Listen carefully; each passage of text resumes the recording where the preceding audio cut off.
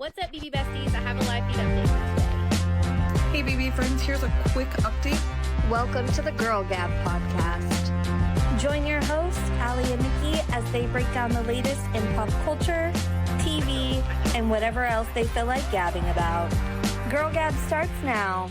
Hey everyone, welcome back to Girl Gab. I'm your co-host, Nikki, and I'm here with my other co-host, Allie. Allie, how are you doing tonight? I'm doing wonderfully tonight. How are you? Man, it's been a rough couple weeks, but I feel like we're on the uphill, so that's always awesome. I agree with you. I agree. So we have a lot on our agenda today, so let's just dive into it. We do need to address... Yes, we do need to address a little thing. We did not have an episode last Monday, and that is because Nicolette and I both, we talked about trying to connect, what time we could connect for a live, and we just mutually agreed, hey, we needed a break. And so we took a little bit of a mental health break from, I think both of us kind of took like a TikTok break, content break, as well as a podcast break. So I feel much better and revived, especially after our beloved Lord and Savior signed a 75-day extension on TikTok. Sick. I personally, I don't know. I know I sent Nicolette a video. I sent you a video earlier today that like it could have been a solid deal. Some rumors that it could have been a solid deal, but unfortunately, due to tariffs, China was like, F you. And sadly enough, we only have 75 more days, which really sucks for all of you Big Brother people, because guess what? That's right around Big Brother at the time. Beginning. Yep. Right at the kickoff of Big Brother time, which is what I've been so nervous about with this, like, oh, he'll just sign another 75-day extension. I'm like, I need to know what Big Brother season looks like. I need to know immediately so I can plan this out in my brain. I did not scramble, and you didn't either, with this ban that was upcoming. If it really does just go to another 75 days and we are looming come Big Brother time, I will fully crash out. I'm just letting everyone know now. Crash out. And burn. Check me into, what did they call Karen? Fast forward to Karen Reed. What did they call it when they put her in the mental institution? They call it like 5450ing her or whatever. 5450 me. Whatever it was. Like check. Around in my city, we call it like the fourth floor or whatever floor it is at the mental hospital. Like, put me on the fourth floor, please. Yeah. Please. Yeah, that's where you can find me. I'm crashing out. I cannot. If you cut me off of TikTok right around Big Brother live feed time, bye. I will never. Okay, I'm lying. I'm just being dramatic. I was gonna say I'll never be on social media again. That's dramatic, but okay, I'll be mad. I'll crash. Yeah, exactly. I'll crash out, like you said. I'll crash out. It will be the biggest crash out of the century. You might as well put a live feed on my house, because it's going to be even more entertaining than what the new house guests are saying and doing, because I'm going to need them to get it together before Big Brother season starts. It's got to happen. Yes, 5250 my ass, because I'm knock, nobody's home. Okay. So yes, we took a break. We're tired of, we were just getting tired of a lot of things. And plus, like, it's a good time to take a break because we kind of narrowed it down to just 2 reality shows that I know both of us are for sure watching like live every week. I next week am going to be adding The Handmaid's Tale, which is not reality. That is probably the only scripted TV that I watch. It's definitely scripted, but like, for example, like Traitors is pretty close to life. Yeah, pretty close to life. Anyways, I will be adding that on April the 8th. So if you don't care to have spoilers, I don't care to talk about it a little bit here. Probably not too much, because I know you're not watching it. I know you're not watching it, so like I won't go too into depth, but we can definitely talk about that next week. As far as Survivor, we're going to get into that in a little bit. Amazing Race, we're going to get into that a little bit. Nicolette knows this, but I have come up with a new hobby in the last 2 days. Yes, you are extremely invested in this new hobby. I literally had to send you a text yesterday and be like, Allie, girl, are you being for real right now? You okay? I'm obsessed. I'm sorry. I think I have severe ADHD. I obsessively, compulsively get on a track. This is your hyperfixation right now. I am to the fullest extent. Fullest extent. I am hyper fixated on the Karen Reed trial, and I think I'm an expert. Check me in as an expert witness on Trial 2.0, because I'm ready. After the amount of hours you spent yesterday, I would agree. I would definitely agree that you are the expert. Yeah. So I was just randomly on TikTok, and shout out to anybody if you are in here listening to us for the first time because of my new Karen Read obsession. Please give us a comment. We want to know your opinions too. But I was randomly just scrolling on my TikTok lives or just TikTok or whatever, FYP something, and a live popped up with this guy, and he was talking about Karen Read, and I wasn't really agreeing with what they were saying, so I kind of like stayed and I was listening for a while, and then I was like, I might have to hop in because like this is crazy. And the more Allie I was keep her mouth shut. No, I talk shit. No, exactly. That's what I'm saying. I have a degree. We would not expect anything different. Yeah, I have a degree in shit talking from the University of Shit. Like, yeah, in case you guys don't know, from Shiz University, like precisely. I'm dead. And so I hop in there and started to realize later that there are other people that agreed with me too. And it wasn't, I was exaggerating at first, but it just so happened to be when I first got in there, I was like, nah. But like the host actually was like, he claimed to be 50-50.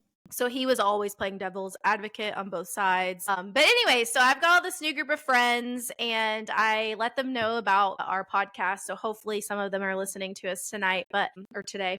But so let me talk a little bit about Karen Read. I know you and I, before my new obsession, I texted you and I was like, girl, what do you think of this Karen Read? Because I'm so on the fence. And literally a week ago, I was on the fence. Within the last week, I have made up my mind. So what do you think about the Karen Read stuff? Yeah, I think that because I did not stay on the live for approximately 17 hours yesterday.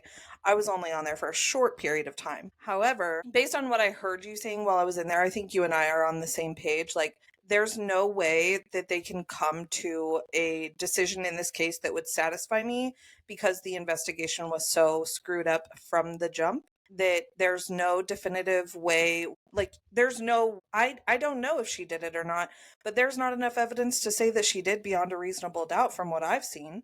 I also don't think that there's been enough evidence to say who or why or how someone else did it either. And so it's like the investigation just totally screwed this whole entire thing up, and I don't see how they're gonna get justice. Never. It's never gonna happen. Sadly, John O'Keefe will never have justice. I feel terrible about that. I feel really bad for his niece and nephew because think about it, like their dad died, their mom died, and now their last caregiver, their uncle, died unalived. And so I feel awful for the family, but I agree with you. That's kind of what we talked about is like, there is no justice and it's hard to say who did what because there are inconsistencies on every part of the story. When I say that I am free Karen Read or Karen Read is innocent, it's just that like on a personal standpoint, I think I've sided that way. But on a legal so if I look at it on the legal standpoint, it's still innocent as well, right? Because like what you just said, pretty much the same thing because the investigation was so tainted. There is no reason as to why they didn't properly search the inside of the Alberts home. There is no reason as to why somebody would butt call someone else 17 or whatever the number was, it was in the teens times, and those said butt calls didn't go to voicemail. But also his voicemail was set up. It wasn't like his voicemail wasn't set up. His voicemail wasn't full because we know that because Karen was leaving him voicemails on the same night, drunken voicemails, calling him a pervert, which was also weird. Right. Yeah. But it makes no sense as to why you would butt call. And then additionally, you also butt called the homeowners that morning when everyone's like, why didn't they come outside? You also butt called them at that time too? Like, who the hell has that many butt calls? It's like butt calling became some like weird spell that overtook that town for one night somehow because it was all of them. Yeah. Yeah, and at least Karen Read, she called her dad. At least she didn't say it was a butt call. She admitted he answered the phone. And we're going to see that play out a little bit in the second trial because from my understanding, her dad is on the witness list this time. The prosecution wants to bring her dad in. And the prosecution also attempted to get the records of her phone calls from certain periods of times to see if it is typical for her to call her dad at 2 a.m. Because for anyone listening that doesn't know, she called her dad at 2 a.m. So let's just take a step back because I realized we didn't explain anything at all. Dive too far. Yeah, Karen Reed is a person that is a suspect in a murder, and she's been charged with, I believe they charged her with second or first degree. I think second. Schmurder. I should say Schmurder because we're also live. And it's a long story, and I'm not going to go too deep into it. You'll have to definitely watch like the HBO documentary. Crime Junkies has a really good podcast on YouTube about it. There are a lot of different things you can find on this, but to give you a short glimpse of it, basically the state of Massachusetts, this happened in Canton, Massachusetts. The state of Massachusetts claims that Karen backed up and intentionally hit her boyfriend of 2 years, John O'Keefe. Karen Reed is the suspect. John O'Keefe is the deceased. Karen and her defense says, no, this was an inside job. I'm being framed. And the reason I'm being framed is because the house that he was found in front of is also law enforcement. In addition to this guy, Brian Albert, his whole brother works for the Canton Police Department. Mm-hmm. Which was in charge of the investigation. So, Right. And then the Proctor guy, like his nephew or niece or what, like it's like all this weird stuff was like flower girl, ring bearer, or something like it was just, there's a lot of small town mentality about this. So it's messy, but my stance on this at this point, I really think legally we can't hold anyone accountable. Not Karen, not the Alberts, not the McCabe's. No one can be found guilty unless someone raises their hand and is like, I did it. Confesses. Yeah, exactly. Yeah. Exactly. That person would also, because of all the weird, like, shady shit that they've done, I wouldn't trust, like, an outright confession just from the jump. They would have to know some things that, like, weren't available to the public. Like, they would have to go in a little bit deep for me to trust that it wasn't like a coerced confession of some kind, just because of how screwy this whole situation has been. That's just my opinion, though. Yeah, we have people confess to crimes they didn't really commit all the time. Look at Dr. Martin Luther King. Mm-hmm. I mean, seriously, like this is bad. No, it happens and more shame, often than people think. Yeah, crazy people get obsessed and Mm-hmm. yeah.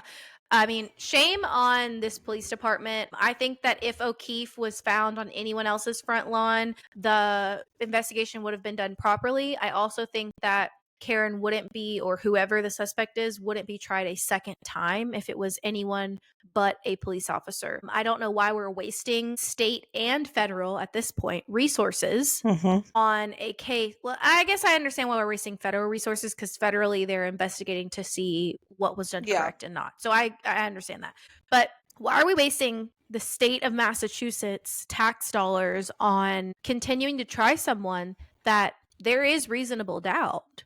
And I don't think this would be tried a second time, or maybe even a first time, if it wasn't a police officer. My concern with the new trial is that it's going to be similar to the Menendez trial. And if you're not super familiar with that, for anyone listening, when they had their first trial, they were not convicted. They had a second trial, and the judge that did that trial did not allow a lot of evidence into their case that pointed to them maybe acting more as self-defense instead of plotting this plan against their parents and whatnot. I fear that the same thing is going to happen with this trial, that certain pieces of evidence that point to her innocence or point to the lack of good investigation, whatever, those things that cast doubt, basically, that they're not going to be admissible. And that's going to be how they get her, which is very unfortunate, but again, happens all the time in this justice system that we have. I have been saying that as well. I 100% agree with you. In addition to that, I would just add, there are things that people were found actively lying on the stand about.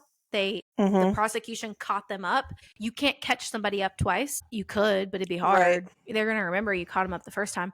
And so I just think that even if I do agree with what you're saying, it's going to be very similar to the Menendez because there's a lot of speculation about anti-Bev anyways. And so I think that's true. I also think I hate retrials in general because of that reason. You can't catch somebody lying twice, and you just have to keep pulling. There's no gotcha moment. There will be no gotcha moments. In addition, allegedly, the jury came to decisions on they came to innocent decisions on everything but the final verdict, which was the murder. And that final verdict, it was like 9 to whatever.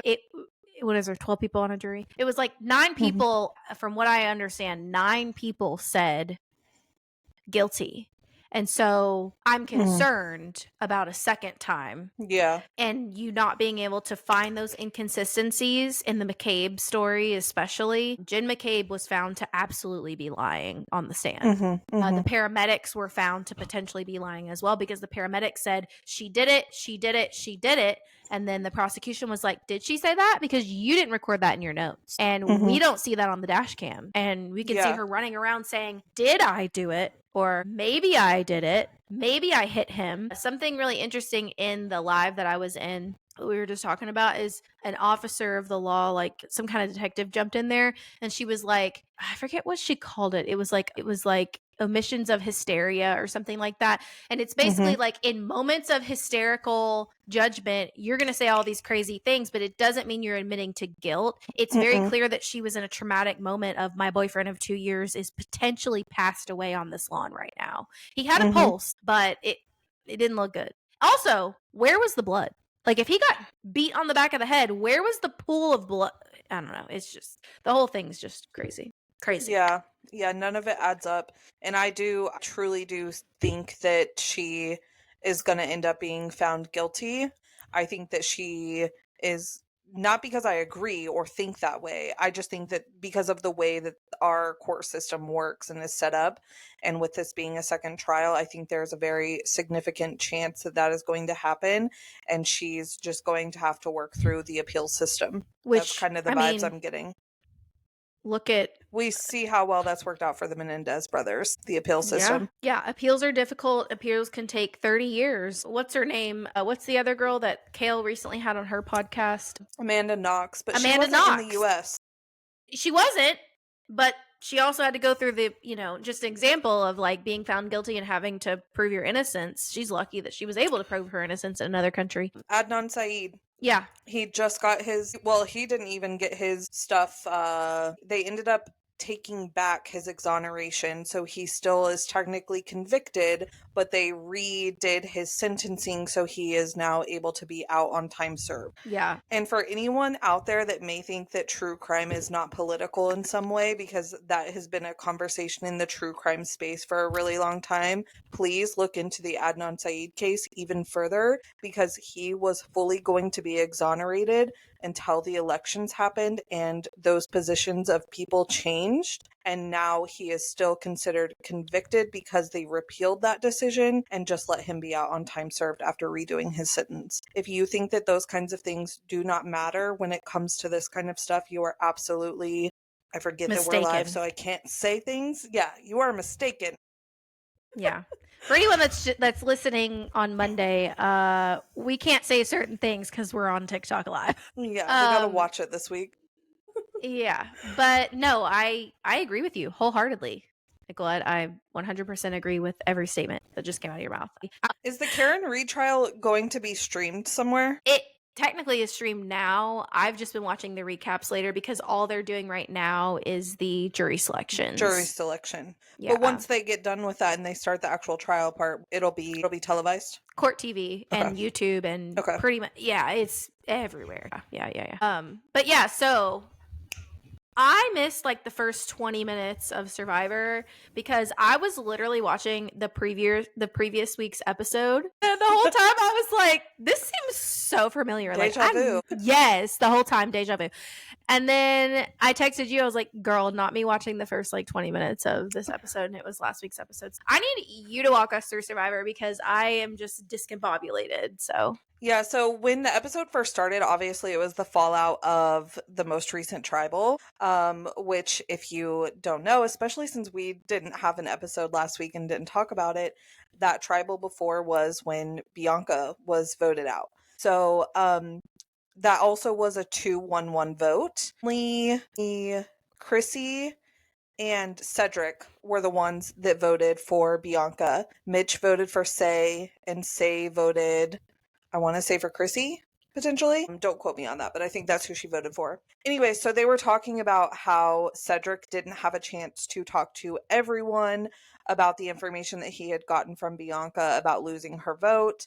And so he was just explaining basically to both Mitch and Say, because they were both kind of caught off guard by what played out at Tribal, like what had happened leading up to them going to Tribal Council, why him and Chrissy switched their vote and did something different than what they had said before. Originally, Say was like really, really mad whenever they got back to camp, but then after hearing, why they did what they did, she like really cooled off and seemed to be kind of okay.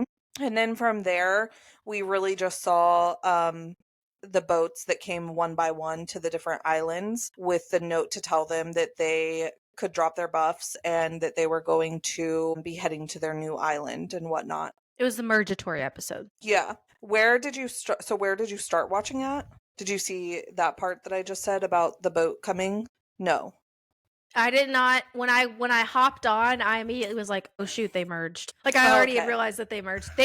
I don't remember which tribe I saw talking first. It might have been Logie, but they were having just conversations. It was before the luxury or the challenge that sent them. Yeah, the luxury that sent them to the journey. It was before that, like right before. Yeah. That. So I saw the challenges, but that was it. You saw the challenge. Well, because after the boats came, like they went to the challenge, and then I think maybe the only other part that you missed is Jeff explaining that like they technically weren't merged yet. They had to survive Tribal to be considered merged at that point. And then we go into the challenge, and I don't know why, but in that first part of the challenge, because how the challenge was laid out was like they were split into 2 teams, and then whichever team won, then those people would end up going to the like individual immunity challenge and whatnot. During the team portion of it, I was just like, Kyle, for some reason, seems so like mind focused. Like I feel like this is going to be his day to win, just because other people, they seemed almost kind of like panicked or anxiety ridden or whatever the case may be. And I feel like that's the calmest I had ever seen him in a challenge. So for some reason, he was just giving me like winner vibes, just of the challenge, not of the whole season, just to be clear. But yeah, I don't know. What did you think of the challenge? Any thoughts, opinions, feelings? I was very proud of my girl Star. I really was. I fell in love with Star this episode. Truly. I'm so glad that people are finally agreeing with me, because I saw something, much like I saw something in Teeny last season. I saw something in Star that I don't know. I just really like Star, and the fact that she hung in there with the dudes. Girl, yes. Nah. Girl power. Girl power.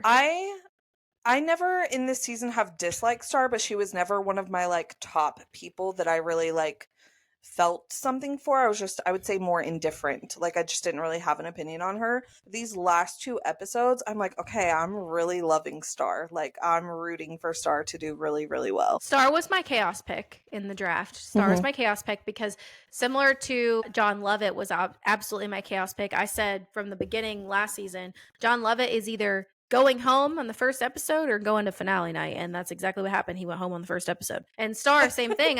So I knew it was a chaos pick. And Star, same thing. I knew it was a chaos pick. Star's either making it. There is no way you will have that much of an impression on Ponderosa preseason interviews without either going home really quickly or staying for a while. And the fact that she's now made it to merge, I think she's staying for a while. I love that Star struggled to connect with people. I know you and I both don't really love Carolyn Weiger, but Carolyn Weiger also struggled to connect with people in the beginning of her season, and she made it to Final 3. That's kind of edits we see in the new era, Well, I like Star a lot more than I like Carolyn. I can say that. I don't disagree. Yeah, so that's... And then if you want to, so we had people go to the journey. Something that I don't love about the new era, and I think you should speak on this too because you're new to the new era. I don't love how often we're going to journeys. I feel like we go to journeys a lot. I feel like I must have like totally missed this part because I don't remember a journey in this episode. When they go to like the reward where they get to eat all the shit. The donuts. Okay. Got it. Okay. And milk. I was last so confused. Episode.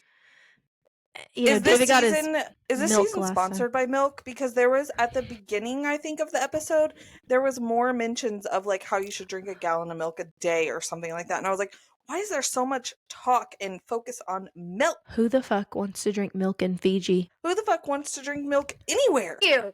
Thank you. I hate milk. I think it's the nastiest thing in the world. I hate it so much, and I'm just like, oh my god, ew, get out of here. Milk. I just want to, like, if I eat cereal, and then I take the spoon and I pour as much milk off of the spoon as I can before I. I'm the same way. Listen, this is why there's not much milk. There's not much milk to begin with in the bowl. No, this is why Nicolette and I pod together, because we literally very rarely disagree. Exactly. We are a sounding board for each other. We have the same interest, disinterest, people we like, people we don't like. We're the same. We vibe. I am you, you are me. We are we. Okay, but yeah, so I don't know. So I did make a video about that too, and everyone was like, don't forget the cookies and the milk. I'm like, okay, but what I meant was at the rewards. I don't remember anyone ever just getting milk at the rewards. And then was it Emily maybe made a video like, was that milk actually for the coffee? Yeah. It was coffee, and I was like, oh my god, like maybe that's true. But yeah, I think the milk was definitely placed there for him. Whether it was also strategically placed with coffee, I don't know. Again, who wants coffee in Fiji? I want an ice cold glass of water. I also don't want a beer. Like they always give them like wine. Like Teeny got drunk memorably last season. Like who I haven't eaten in 10 days. I don't want to fill up on Michelob Ultra. I want a sandwich. I want a sandwich. I don't even want the donut. I don't even want the donut. I want bread that's savory. I don't want ham either, just to be specific. If I'm ever on Survivor, this is me to all the Survivor producers. This is a ham podcast. Right now, this is me to all of the Survivor productions, because I've never applied for Survivor, but in the event that I ever do, just please go back to this day on April the whatever 2025. Whatever date is. May the 4th be with you. I don't want ham. I don't like ham. I don't eat ham. And I was thinking that when he said ham sandwiches, I was like I would have nothing to eat there. And I'm kind of like the dude from last season, whatever his name is. I forget his name already, but he was like, I've never eaten pineapple. I've never eaten, like there was all these random fruits he had never eaten. And I'm like, that would be me. Even though I've eaten them, I would be like, I don't want fucking cantaloupe. I want a turkey sandwich. I want a rotisserie chicken. Would take the rotisserie chicken. I would take the turkey sandwich, but also there's nothing better than a nice hearty sandwich with some fruit on the side.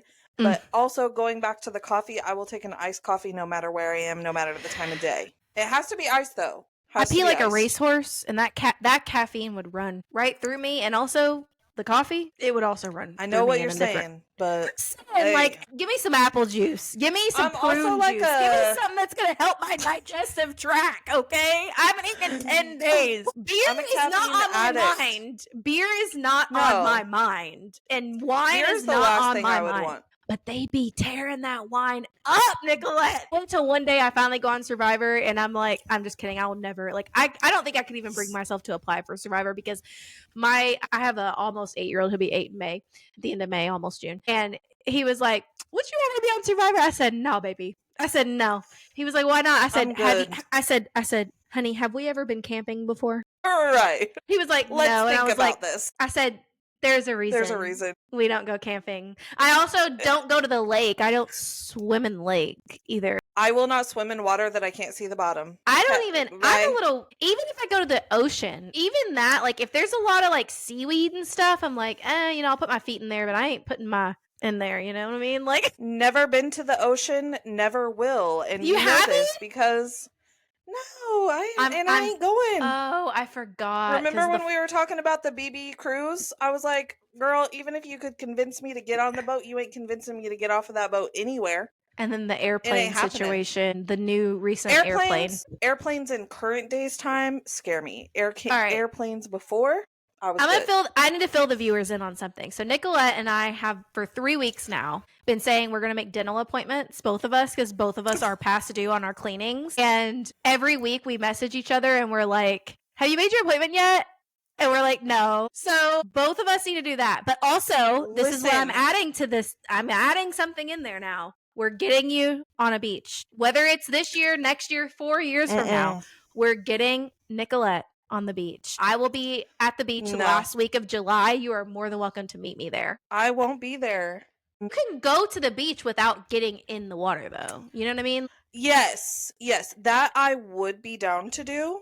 I'm not saying you have to get in the water, because I agree. I don't like nasty water. But also, I will say this, because I am in Kentucky, you are in Kansas. And so from experience, lots a lot of people beaches around. Right. And a lot of people in Kentucky like to go to Myrtle Beach. I don't recommend that. And the reason is because the Myrtle Beach has, like, the sand is not necessarily clear. I recommend going somewhere on the Gulf, because the sand is basically white and clear. You might find some shells, like, for your kids to collect or for you to collect, but, like, you're not going to find sticks and seaweed, and, like, unless you're on, like, a remote part of the beach. If you're on a part of the beach where there's, like, condos and your hotels and resorts and stuff like that, you're not going to have debris, you know? I, like, for example, Daytona Beach, you can drive on the beach. There's, like, areas where people set up and areas where people can drive, but I just wouldn't recommend going to, like, a Myrtle Beach or a Virginia Beach or something like that, because of the level of debris. You're not going to enjoy it for the same reasons you're not going to enjoy getting in dirty water. Yeah, I would be more open to doing that, but it's just really not on the list of things to do in the near future. But I will say, I was very, very close to making a dentist appointment this week. I went on to the place that I told you I was going to be calling to make an appointment. They had online booking, but the options that they showed for, like, reasons that you may need an appointment, I didn't necessarily fall into any of those. So I was like, I'm gonna have to make a phone call. So dang it. I had a meeting like 5 minutes, like, right before that. And so I was like, I can't call now. But that's the closest I've been. So well, I also made a step. So my situation is I do have a dentist, but my dentist is so elderly that, like, if I were to need anything more than a cleaning, he's just not useful, because he has a hygienist, but that's all she can really do. And I've never, knock on wood, had a cavity, but you never know. So my thing is, like, I just need to find a new dentist. That's why I'm hung up on things. And plus my teeth are super sensitive right now and I'm dreading it. So I went on the website of my insurance company and it was, like, doing, like, the, like, who's in network search. Yeah. So I did a little bit of research for that, but that's as far as I got. I kind of wrote down a few names, but yeah, but no. Hey, we didn't meet our deadline, but we are both making progress. We're making progress. We're making progress. We want to go to the dentist. We just don't want to go to our prior dentists that we've been to before. So, but don't deflect, because you're going to the beach, and I so wish that we would go on that BB cruise. Like, so much so do I wish that we could have been on that BB cruise. Like, I know. If I would have known about it sooner, like I said, I definitely would have done, like, the payment plan option, but coming up with that much money in a short span of time. And then last week, after everything that happened for me and knowing the amount of money we're going to have to be spending, I mean, I'm glad, hindsight, that I didn't end up spending that money. Well, and I'll be honest with you, like, I'm talking about Disney. My kid's not even here. I was about to start whispering. I'm talking about a Disney trip for me and for my kid, and, like, I'm going to spend probably the same amount as that cruise on 2 people going to Disney. So, like, you know, like, that cruise is definitely uppriced because obviously the former BB people, but the reason I'm going, the reason I want to go is because of the BB6 reunion. There's, like, almost the entire BB6 cast. Like, and Brittany's going to be there. I would love to meet Brittany. Bowie, oh my god. Girl, that would be the last person I would want to meet, almost. I was trying to say Bo and Howie at the same time. Bo, Howie, Janelle, everybody but Maggie, basically, from BB6 is going to be there. And apparently, from what I understand, Maggie just, like, fell off the planet after she won that money. So, and that was her intention. She was never really, but I don't know. I wish I could be there, because I just really feel like it's not going to happen again. Like, they're not going to have an entire, like, the BB6 people are like, we're doing this to reunite. We haven't, because, you know, apparently they used to go on a lot of trips together, like camping trips and stuff, before they all got married and had kids. But now they've been married and had kids for the last 10 years. And they're all, like, not interested in doing that on a regular basis. So this is, like, their hurrah. I just don't think they're going to do it again next year, you know? So that's my one caveat, is, like, I so wish I was there because of that. But I also don't want to drop $3,000. You know what I mean? It's so much money. It's so much money. But I mean, like, I would, if I didn't have other stuff going on, like, I would spend it to go. It's not it's, and depending on, I mean, I get what you're saying about the BB cast specifically, but depending on, I think there will be more BB cruises. It's just not going to be the full, like, BB cast specifically. But depending on who's on the cruise, like, I would be down to go to potentially some others in the future when things are a little bit better. But no, there's definitely going to be more cruises. There's definitely going to be more cruises because they've already planned like a challenge cruise that happens like soon after that. Like there's going to be other but I different only shows. BB. No. I agree. I don't even watch the challenge. I'm just saying, like, I think there's going to be more of these because they've already planned others of other reality shows. I think they're going to see how it goes first on the BB, but it seems like they keep like opening up more rooms and selling out and opening up more rooms for it. My point about the BB6 thing is I don't think they're going to have another cruise, but I don't think there's going to be another BB6 reunion cruise. Exactly. You know, that's my only thing is like, I'd love to meet Howie and Janelle is my person. Janelle, though, I wouldn't count yourself out on meeting Janelle on a BB cruise because from my understanding of Brittany, when Brittany's talked about it on her Patreon, is like Janelle is the one that's kind of setting all this up. Like that's why there is so heavily BB6 people, and then also people like Brittany because Brittany's friends with Janelle, obviously. Like I think that she's one that will kind of keep it going because it's a way that one, she can make money and get a vacation at the same time. Like hello, that's perfect for her, you know. But so I wouldn't count yourself out on that. But as far as the full BB6 cast, yeah, this is probably a one and done. So if they do this again next year,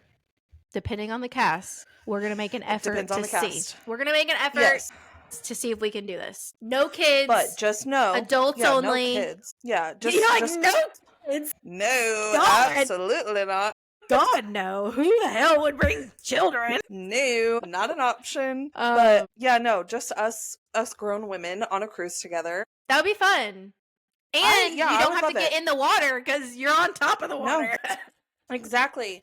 I just won't get off for any of the little excursion things. From what Brittany has said about it, like, there's going to be plenty of stuff to do on the cruise. There's parties. Itself. Yeah. Like, they're going to have parties. They're going to have games, like all different kinds of stuff that I know. And also, I would be give me like my BB Kindle trivia. And I'll be good. Yeah. Like we could sit by the pool, like whatever. I don't care. Like BB trivia and all that kind of stuff is fun too. Like you could be chilling, reading your Kindle and then let me hop into this trivia for a second. And like, I don't know. Exactly. I just think it would be fun, but like, we're definitely going to keep that on our horizon if they do this in the future. Because this interests me.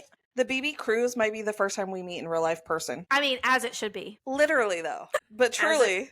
As it should be. If we go, like, in a year, that's very much plausibly the first time we meet in person is on the BB cruise. Wild to think about. So, walk us through. I will be honest, I fell asleep watching The Amazing Race, so walk me through it. Yeah, I'll try my best because I didn't, like, rewatch it or anything. But, so, you know, in last week's episode, we had where John and Anna were able to distribute like different amounts of weight of rice that each couple had to do in like whatever challenge, blah, blah, blah. Which one's John and Anna again? I forget. The toxic ass relationship couple. I cannot stand them. I have a video about them right now and everyone is in agreement with me that John is an absolute asshole and she needs to divorce him expeditiously. Narcissist. You know, I've talked to you about my past relationships that I've been in before and I have firsthand experience. Exactly. It's wild. And it's like, I know you said you fell asleep in this episode, but literally, like, it is next level in this episode. Like, I know we made some comments episode 1. This is over the top in this episode. Like, well, I'm excited then because I don't know if you saw, I didn't see your video, so I'm gonna have to go watch that. If you saw my video before it, I posted something about Survivor, and at the end of it, I was like, and I don't know what I'm hoping for Amazing Race, but I'm really hoping for some real entertainment because we're due for it. Like, you know. Yeah. I think it was a pretty good episode. So John and Anna did that last episode. They totally did not play that right, in my opinion. They gave themselves the least amount of weight, but then used their express pass, which was so idiotic and made no sense. They pretty much wasted their express pass because that challenge was not hard and they gave themselves the least amount of weight. Like, that would have been really easy. Number 2, using the express pass and then also simultaneously giving yourself the least amount of weight pissed a lot of people off. Like, pissed a lot of the other couples off.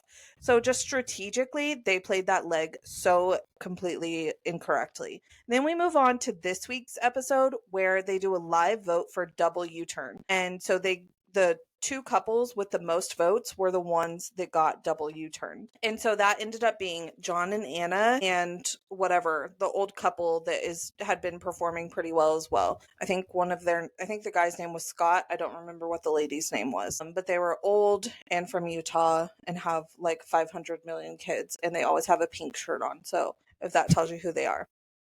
Yeah, the one that they've lost like 75 pounds or whatever they said on this episode. Right? Sure.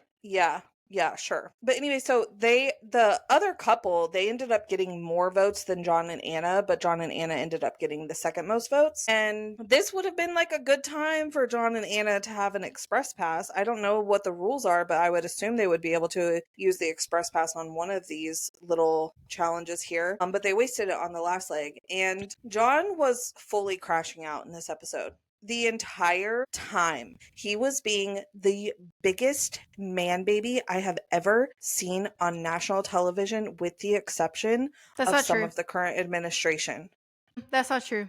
Let's not forget about Big Brother last season. Matt. Who's Matthew? Exactly. Sorry, but that is not his name to me. But precisely my point. Who's Matt? Anyways, no. Seriously, this is one of the worst crash outs I've seen. He was being the biggest man baby ever. He was throwing a fit. Wait, can we back up for 5 seconds? Before we segue back to Amazing Race, since we're talking about Matt and crash outs? Mackenzie's crash out was wild. Yeah. That was to you, girl. That was probably one of the craziest recent common time modern day Big Brother crash outs I've seen. Truly. I don't know if she just didn't think that anybody would come in her comments for her on that first video. I don't know. Well, here's the thing. She was Delulu on BB26. She's Delulu in real life. Whatever. You're annoying. Goodbye. And you made a big mistake. Admit it or continue being Delulu. Choice is yours. Oh, but she won $75,000. She reminded us because I actually forgot that she did. Truly, I did forget as well until you brought it up to me. Anyway, sorry. I had to backslide for a second and talk about that, but we can go back to Amazing Race now. Yeah. That's really, honestly, that's really all there is to talk about, is the fact that he was crashing out so severely hard. Like, the end to determine which of those two couples was going to end up being eliminated ended up being somewhat of a foot race, and him being the biggest ass baby definitely could have ended up costing them going home. Yeah. Okay. So before we can hop off here, there's something I have to talk about because I would be remiss not to mention it because we both are fans of Kale and Lowry. Ugh. We didn't record a pod last week, so we need to just kind of touch base on, you and I have texted a lot about this, but poor Kale. Like, I just, you and I both were in pretty big denial that it was Elijah at all. And I think now we've come to terms with the fact that it probably was him because there's enough evidence to say that he was on a cruise. But that was my thing at first, was this girl didn't give evidence that he was on a cruise at all. She's just saying, oh, there's this Elijah lookalike. And I was going, but she recently had twins at that time. I can't remember if he was on a vacation or not. I was about to go through the podcast and figure it out if I had to. But I still don't. She hasn't proved that he did anything. Yeah, right. But I saw Tyler Baltera, someone else who obviously is connected with Killer Network, which is Kale and Lowry's gas network. Yeah, entertainment company, whatever. So Tyler Baltera got on someone else, some random. Well, not a random, actually. She has content, reality TV content. But got on, I can't remember the girl's name, but was on her live and the video got recorded and I saw it and I think I maybe sent it to you, but I can't remember. But he had said, like, she was like, what do you think about this? And he was like, I'm not gonna lie to you. As a married man, I'd be like, hey, I'm gonna go back to the room. Like, if my buddy is wanting to hang out with the girl, that's fine. But like, so I get that perspective too, that like, you don't want to ever get in a position that makes you look suspicious. Yeah. Speculation on if he's at the house. So if he's not, if she really kicked him out, I do wonder if he fessed up and admitted to like some sort of infidelity. But I think the only thing so far that has really like been the tell for me of like there's at least trouble in paradise, so to speak, is the clip that you sent me of the podcast that Kel herself was on with the and bleeping. his name is bleeped out. Yeah, that's weird. That's real weird. Yep. That was the one for Really me that I weird. was like something.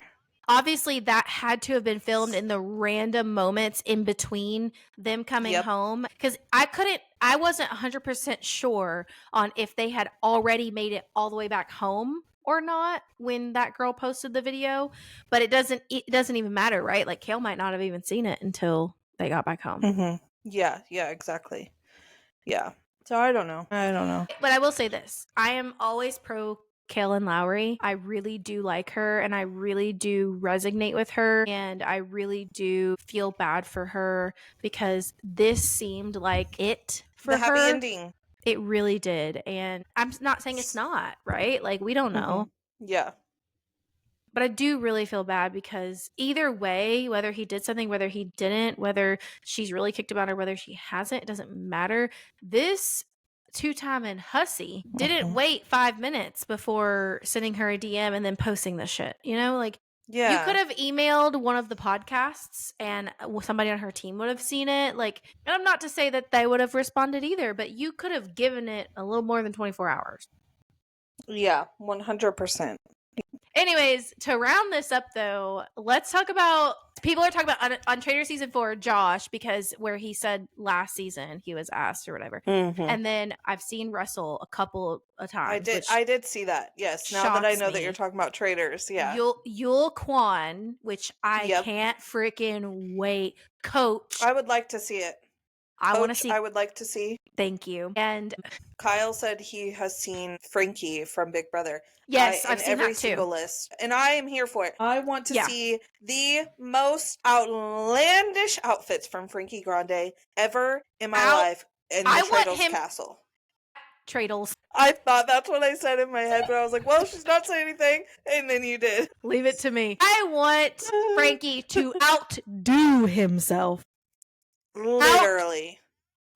Outdo himself. Outdo Bob the Drag Queen, please. Yes, that's what I'm saying. I need it to be iconic. I need to make a TikTok about it because I think Brittany said that last year they filmed May to June. So whoever this cast is, they should be heading out pretty soon. Honestly, I would like to see an All-Stars mixed cast of like US All-Stars and UK, because then it would also be like reality TV mixed with normal people. But those UK people, they play down and dirty, man. They go after it. I'm sorry. I tried. I kept falling asleep. I tried so hard. It took too much of my attention, and because I didn't have investments in the people like I do, I think it was just really hard for me to... I'm not giving up, but I've taken a break from trying because I just keep pausing. I haven't finished season 3. I was watching it, but I feel like I just kind of got like burnt out on Traders in general because I binged season 1 and season 2 so quickly. Yeah. I didn't like season 2 as much as I did season 1, but that's just me. Okay, well. But the ending of season 2 was good, but the rest of it was not. I love that we get to see them like ride the train there, though. That's pretty cool. Yeah, it's different. It's like the same but different. It's kind of weird. Yeah, because they're in the same castle. Yeah. And it's a different host. Are you going to try to watch Australia? And a lot of the challenges are the same. No, that was really quick. This is why I love you. Sorry. All right, well, in 2025, y'all see us on the BB cruise, and 2026. We're not going this year. Oh wait, sorry, 2020. It is 2025. Good God, 6. You might not. Who freaking knows? But I think we should end on that note because we have rambled and gabbed. Gabbed till the cows came home. All right, deuces. Okay, bye.